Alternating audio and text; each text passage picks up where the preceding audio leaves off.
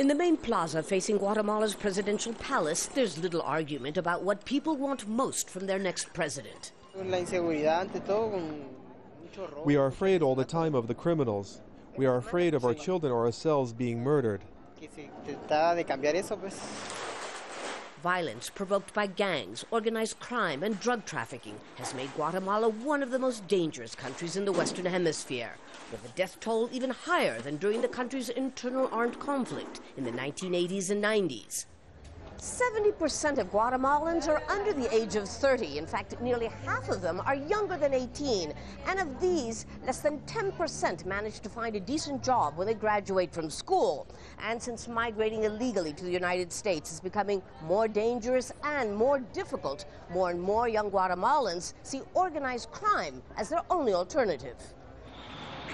There are nearly a dozen presidential candidates competing in Guatemala's presidential election, but only 2 appear to have a serious chance.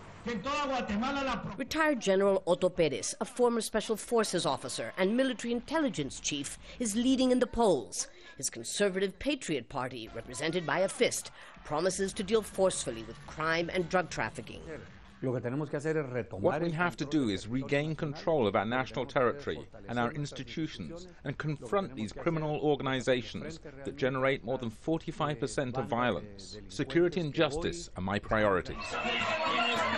His main rival is Manuel Valdizón, former governor of Petén province, where Mexican and local drug cartels have most influence. His promises to introduce the death penalty and take Guatemala's football team to the World Cup if elected have made his popularity soar. Judged exclusively by the promising, we are up against profound disenchantment. Clearly, the range of challenges facing the next president is daunting.